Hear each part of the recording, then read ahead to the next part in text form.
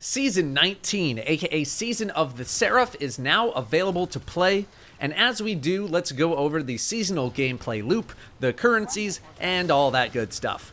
Spoilers, it is very in line with what we have been getting for the past year. My first impressions will be a different video coming very soon. This video is only information on the season. A quick overview of this season. Anna Bray is trying to restore Rasputin as he is degrading in his current state, and we need to revisit any bunkers that have his sub-mines in order to restore him. This is what you're going to be doing week over week as far as the story goes. First up, we have the seasonal activity, which is Heist Battlegrounds. Heist Battlegrounds is a 3-player activity where you will visit and revisit old Rasputin bunkers and kill the enemies within. Seraph towers will track you as you try to infiltrate, and staying within their vision for too long will kill you. What happens next depends on the bunker that you go into. The Europa one has you progress towards Clovis Bray, taking out enemies along the way, including this rather tanky Death Tongue Chorister that will disable your abilities while it's alive.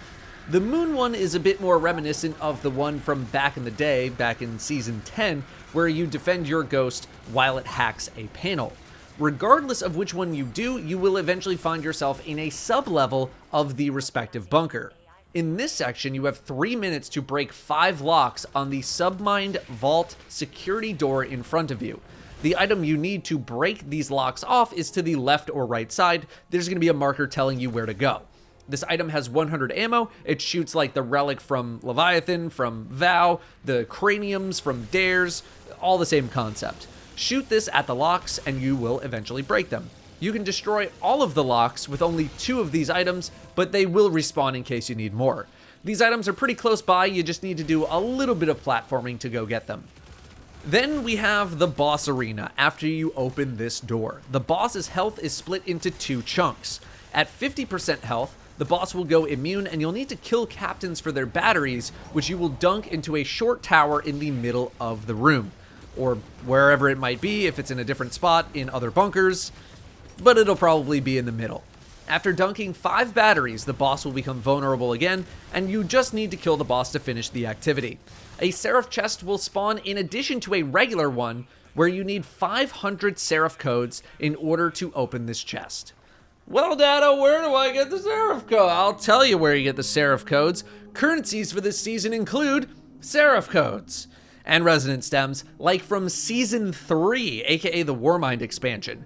Seraph codes are the currency which you will use to unlock bonus Seraph chests at the end of the Heist Battlegrounds. You can hold a maximum of 2,000. This becomes 4,000 with an upgrade later on. Regular playlist activities give you just shy of 300 codes, while something like a legend story mission from the Witch Queen weekly campaign mission clear for like a pinnacle or a powerful gave almost 1,000. Heroic public events give 240, Lost Sectors only give 32, probably not the best use of your time, and a hero level Nightfall gave 490. Note that Seraph codes do not go to the postmaster, and you need a free slot in your inventory in order to get them at first, so make sure you have a slot open. Okay, quick recap. Run non-seasonal activities to get Seraph codes. Run the seasonal activity playlist, not the individual nodes from Europa or the Moon, to use the codes that you get on the bonus chest at the end. The playlist is located in the Helm. Note that the playlist version has a modifier on it that makes it so all enemies are 5 levels above whatever level you are, making it so you can't quite outlevel it. Resonance stems are used in your resonance amp to create override frequencies. Again, I told you, just like Season 3. These are found by just doing activities, and they're from the Seraph chest in the Heist Battleground. When used, it will consume 4 stems and turn into an override frequency, but the resonance amp itself is the override frequency. It turns into it. It'll give you this code. The code is a location somewhere in the game. For example, Europa Crossroad Outpost Wall tells you that the Seraph node that you're looking for is on Europa. It's in Karen's Crossroad, next to the outpost, by a wall. It's going to take a little bit of searching to find these, although I'm sure someone has already built a database of every single one of the locations, so just probably go look that up in case that's a thing. When you get close, the music is going to change, and the lighting of your screen is also going to get kind of weird. Inside of these nodes are Ikelos weapons. Once you get these, you can focus them at the seasonal vendor after you get the upgrade that allows you to do that. These can drop red border versions as well, as the Ikelos weapons are craftable. There are 6 on the moon and 6 on Europa, along with 4 more that do not appear to be available at the launch of the season. Before we move to upgrades, we have what I'm assuming will be once weekly story missions in the Operation mission. This week's was called Archimedes.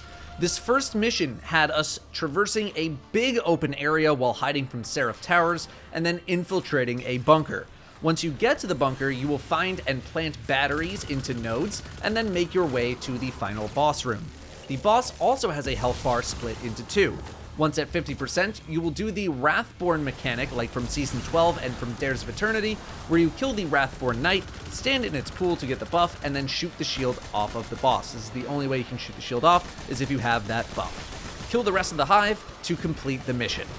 We also have the Exo Frame modules. As our friend, the upgrade grid is back, but only in a 7x2 grid instead of 7x3, but there are some remainder upgrades. These remainder upgrades feel sort of similar in nature to Season 15's upgrades that allowed us to explore more of the Shattered Realm as time went on. These upgrades will allow you to bypass traps in bunkers, buff yourself in bunkers, and access terminals to open locked doors within bunkers in the Heist battleground. As for the upgrades themselves, Bungie streamlined the upgrade experience a bit, as most of the upgrades are actually pretty good and pretty valuable. The 2 upgrade paths are linked, so you can upgrade in one row, and the other row will also unlock. For me personally, I am trying to get access to as many red borders as I possibly can, as we have another 10 weapons that can be crafted from the seasonal vendor. That means going for the second efficiency upgrade as fast as possible, which you can do in the first week. While weapon focusing is the second upgrade in the focusing tree, you don't unlock the free red border focus until the final upgrade in the column. Finally, the Seraphic Deep Sight bonus, which is in the efficiency row, is going to be another good pickup to get as soon as possible, as it will give you chances at deep sight weapons for patterns you don't own when completing Heist battlegrounds. I think it also said opening the chest. As for all of the upgrades in between, it completely depends on what you normally prioritize. Me personally, I don't really craft high stat armor from vendors. My only goal is unlocking weapon patterns, so targeting weapon focusing is my goal. That means chasing down as much Seraphic Umbral energy as I can possibly get, any of those upgrades, so I'm going to be taking those first. If you roll for high stat armor a lot, you should take those upgrades.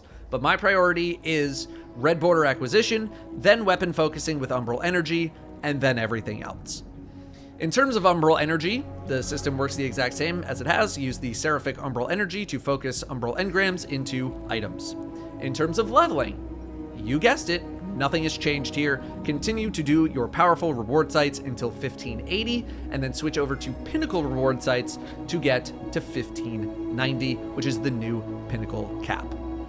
That's about it. Like I said, first impressions coming soon. I'm sure y'all have a lot to say, so we will get there. But until then, thank you for watching, and I'll see you next time.